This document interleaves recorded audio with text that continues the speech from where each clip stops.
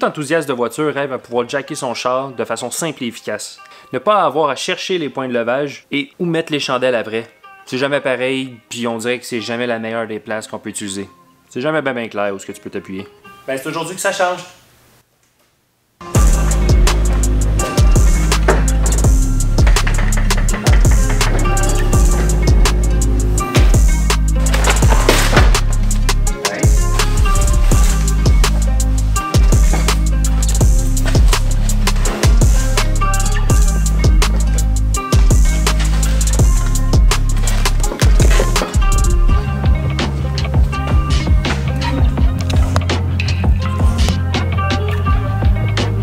Ce qui sait, le sait. Yes! Oh my God! Ah! Le lift en question aujourd'hui, c'est le QuickJack 5000 TL. Sûrement vous avez vu ça un peu partout dans les réseaux sociaux. C'est un lift très populaire pour les personnes qui sont à espace restreint, qui n'ont pas envie d'un gros lift complet, qui prend 2 pouces d'espace en permanence. Fait qu'en gros, c'est un lift qui va se placer de chaque côté du véhicule entre les deux roues, puis qui va prendre juste l'espace entre les deux roues, pas dans le centre du véhicule. Puis ça va lever d'environ 2 pieds de haut. C'est quand même un bon compromis à avoir juste assez d'espace quand tu es couché en dessous, sans que ça te coûte une grosse fortune. C'est pas donné non plus, mais à côté d'un full lift, il y a quand même une différence considérable. Fait que laissez-moi déballer ça. On va vous montrer qu'est-ce qui vient dans ce kit-là. Ça vient dans 3 boîtes, les 2 plateformes, puis tous les accessoires avec le moteur hydraulique. Celui-là, c'est le 5000, la capacité de 5000 livres. Il y en existe des 7000 et plus, là, 10 000, tout selon vos besoins. Mais moi, pour un Miata ou un Mazda 3, même un VUS, là, 5000, c'est bien en masse. Si j'ai besoin de monter un pick-up un jour, ben, on changera d'idée. On a un paquet d'instructions, quand même un bon livre. Check ça. Check ça, il y a juste une page. Référence.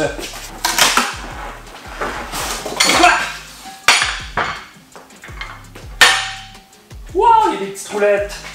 Bon, ça vous donne une bonne première idée de c'est quoi la grosseur de ça. Et de deux, gauche-droite.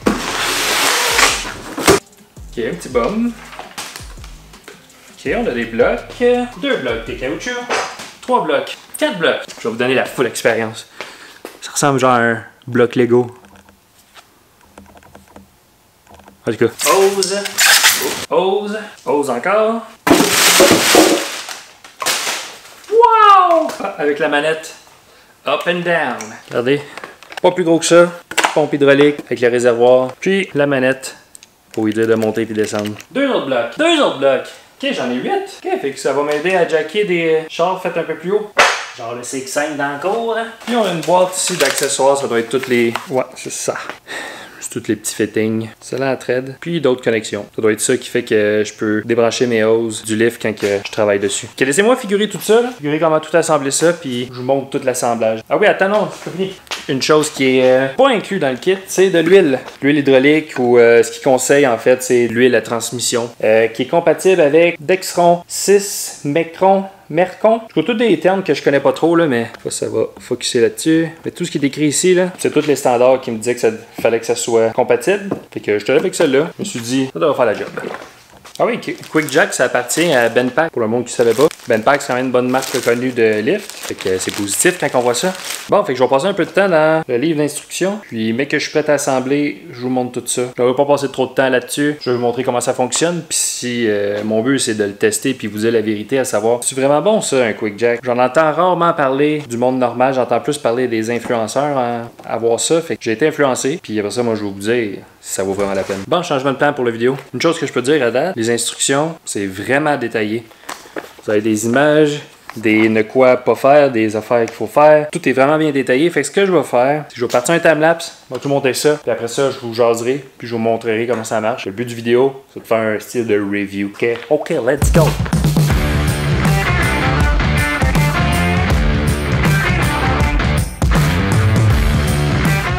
Tout est assemblé, presque.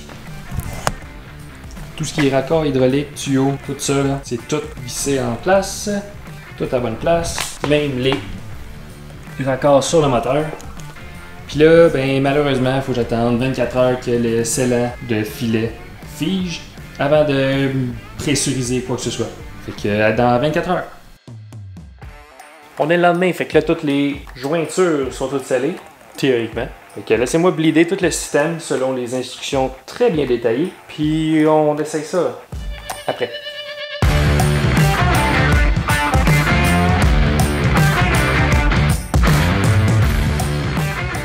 Je pense que c'est le temps du premier test.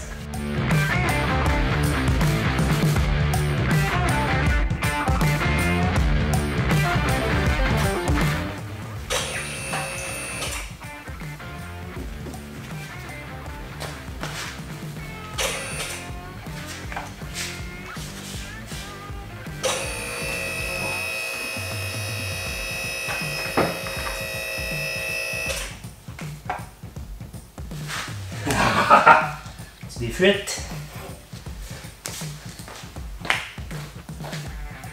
Ok, je vais jusqu'au max.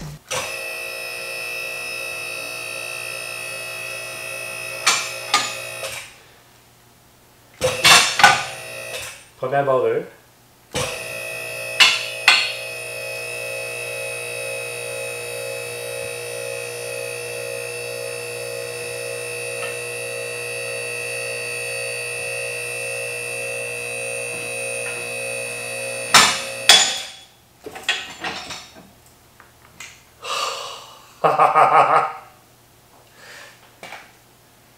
Wow!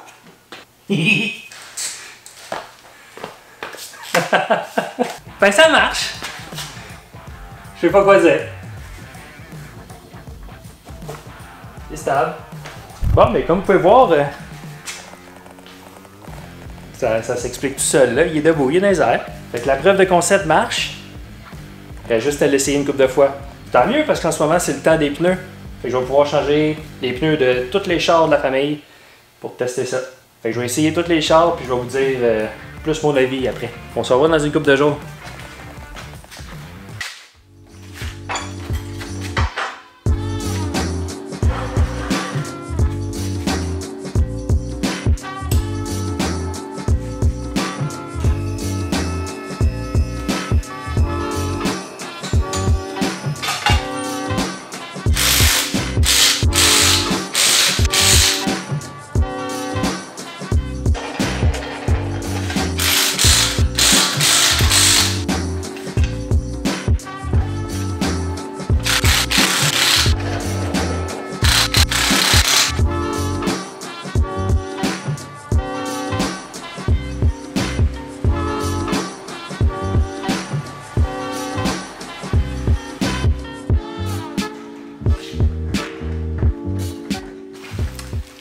Bon, malheureusement, c'est le temps de dire bye au Mac blanc.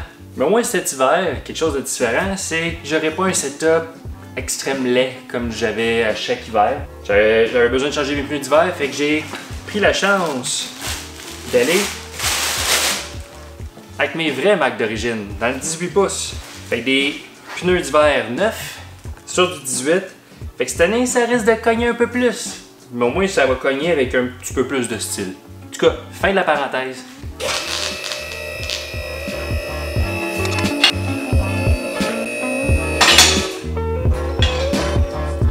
Ah, mon char, il est sale, je suis pas bon, là.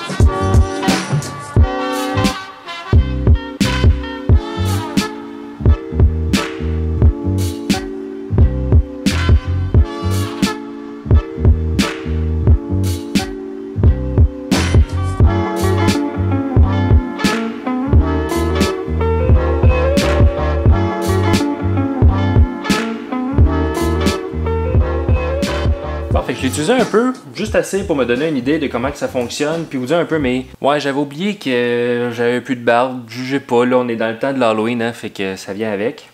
Faut être 100% dans notre costume. Anyway, je pense que je peux vous faire un review, vous dire mes pensées, qu'est-ce que j'en pense de ce système-là. En pensant, là, je pense que les réseaux sociaux, faut toujours dire ça, là. Mais ça, il n'y a rien de sponsorisé, là, hein? Moi, je l'ai acheté de mon argent, je vous le jure. Mon portefeuille, il l'a goûté. Mais non, mais juste en partant, ça peut être un bon point. Ce système-là, quand tu le trouves en spécial, exemple, chez Canadian Tire, des fois, le prix est plus bas.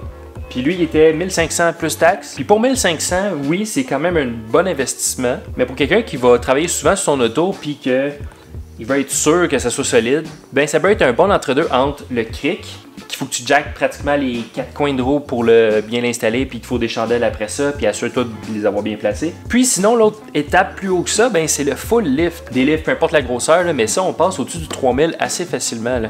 Fait que c'est 2 fois le prix de ce système-là. Fait que ça peut être une alternative quand même intéressante pour quelqu'un qui est un peu plus amateur, qui veut faire un peu plus de choses sur sa voiture, mais en n'ayant pas la base. Au niveau solidité, là, une chose que j'ai vue dans certains posts sur les réseaux sociaux, le monde doutait de la solidité de ça. Je comprends pas pourquoi, parce que il y en a qui disent qu'ils vont continuer à mettre des chandelles en passant, je sais pas quelle chandelle a 2 pieds de haut. Sûrement qu'il existe là, mais c'est pas tout le monde que ça. T'as quelque chose de mécanique qui te retient. Cette barre-là, là, en ce moment, c'est ça qui tient le char. C'est un bon profil d'acier, là. C'est solide, là. C'est pas le piston qui te retient, là. C'est barré dans une tige de métal qui est au sol. Puis cette barre-là a une forme qui vient s'accoter là-dedans. Fait que ça bougera pas de là. Pour pouvoir descendre mon char, faut que je lève encore un peu le char pour que ça se lousse. Puis là, que je peux le désactiver. Puis là, laisser tomber le char. Laisser tomber.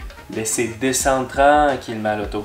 Fait que moi, j'ai amplement confiance en ce système-là. Au niveau de l'utilisabilité, c'est un mot ça? Il me semble que c'était long. Je donnerais un 7 sur 10 parce que c'est facile à utiliser, mais c'est facile à utiliser une fois qu'il est en place. Puis ce que je veux dire par là, c'est que c'est pas léger. Les rampes, là, c'est peut-être un 100 livres chacun. Oui, il y a des roues au bout, mais ça reste quand même assez lourd à manœuvrer. Puis quand tu as besoin de sortir le tour, ça va bien, tu déconnectes le tuyau, tu peux le sortir, mais après ça, il faut que tu les déplaces puis tu les accroches à quelque part si tu veux pas qu'il reste traîné à terre. Fait que juste pour ça, c'est là que je descends un peu la note, mais sinon, là, puis je descends la note juste parce que c'est pas tout le monde qui est à l'aise de déplacer une charge lourde de même. Mais sinon, c'est pas tant un défaut, là. Ça vient avec un lift portatif, là. Mais sinon, le reste, là, super simple à utiliser, vraiment pas compliqué. J'ai rien à dire là-dessus. Moteur, manette, là, c'est up and down. Il n'y a rien d'autre. Puis c'est vraiment pratique parce qu'il y a beaucoup de personnes qui me parlent de scissor lift, là. Mais ça prend toute la place à l'intérieur du véhicule, entre les deux roues, là, au centre. Ça prend tout l'espace, tandis que ça prend juste de l'espace où il y a les side skirts. Puis dans le milieu, là, tu peux passer là, avec un petit bed, là. Puis t'as en masse d'espace de 1 quand t'es couché sur le dos sur un bed. T'as encore beaucoup d'espace pour jouer, t'es pas tout poigné. Puis sinon, ben, tu peux passer. Il n'y a pas un scissor lift qui est pogné dans le milieu, là.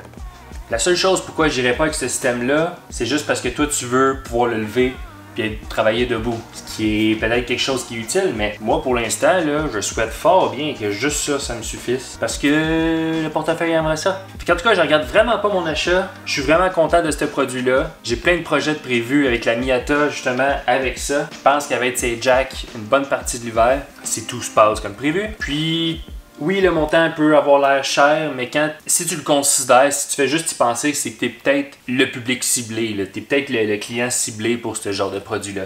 Si toi, ça t'interpelle pas puis tu trouves ça vraiment trop cher, ben c'est bien correct aussi. Tu sais, le cric, peut-être ça te suffit puis t'as pas besoin de plus. Mais c'est que dès que tu veux faire de la mécanique un peu plus avancée, puis selon moi, un peu plus sécuritaire qu'un cric, ce produit-là peut être un bon compromis. Si, en plus que tu n'as pas l'installation non plus, peut-être que ton garage ou ton entrée ne le permet pas d'avoir un lift. Fait que cette option-là peut être une option très intéressante. Puis là, peut-être vous vous demandez pourquoi j'ai acheté ce genre de lift-là quand vous venez de me voir construire un garage, puis le prévoir en sorte que je vais avoir un two-post lift dans le garage. Mais la raison est simple, ça coûte moins cher. Le garage a coûté cher. Ça coûte moins cher. Puis le garage, il fallait que je le monte en conséquence de peut-être qu'un jour je vais avoir ça. Si j'avais pas monté en conséquence d'avoir un full lift un jour, ben je l'aurais regretté la journée, j'aurais vraiment voulu l'avoir ou que j'en aurais vraiment eu besoin. Fait qu'il y a une partie de moi qui souhaite que ce jack-là fasse en masse la job parce que ça va me coûter moins cher. Pourquoi dépenser plus pour rien? Mais ça va être une bonne alternative. Le temps à mon portefeuille de reprendre un peu ses esprits de cet été. Puis en même temps, ben, j'ai pas fini, comme vous pouvez voir, j'ai pas fini encore l'intérieur du garage. Fait que avoir 2 poteaux dans le chemin, là, c'est pas bien utile. Fait que pour l'instant, c'est pas mal le lift qui me convient actuellement, aujourd'hui, live, le 6 novembre 2023. Ça se peut que le timeline soit un peu mélangé dans la vidéo. Mais ça, c'est un détail. On continue. Fait que je pense que j'ai pas mal fait le tour. J'espère en tout cas que j'ai fait le tour. S'il manque des détails, ben écrivez-moi les questions en commentaire. Je vais essayer de toutes les répondre. Ou sinon, je ferai un update à la fin de l'hiver quand je vais avoir beaucoup plus utilisé. Puis si vous aimez ce genre de contenu-là, puis si vous voulez que je vous fasse des petits reviews improvisés comme ça, des nouvelles choses que je m'achète dans le garage puis que je m'équipe, ben dites-moi les, gênez-vous pas. Moi, ça va me faire un plaisir de créer du contenu pour ça. Moi, je suis juste là en ce moment pour aider d'autres personnes à faire les bons choix selon ce qu'ils ont besoin. Vous autres, ça serait-tu le genre de produit qui vous intéresse ou quel autre produit qui vous intéresse? Parce que moi, je suis très ouvert à regarder d'autres outils, puis les tester pour vous autres, puis vous conseiller. Fait que sur ça, on se laisse. On se revoit dans le prochain vidéo. N'oubliez pas de vous abonner, liker la vidéo, commenter, jaser avec moi. Puis on se voit dans le prochain vidéo. Salut là!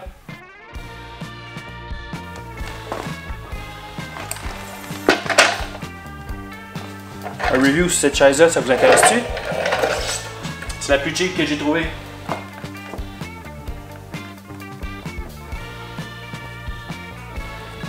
Parce qu'on sait toutes que le 15$ que j'ai sauvé ici, 15$ qui va dans une affaire de même. Ou dans les affaires comme qu'il y en a que vous voyez pas. Allez, dans une future vidéo, ça. Bon, ça suffit, on ferme ça.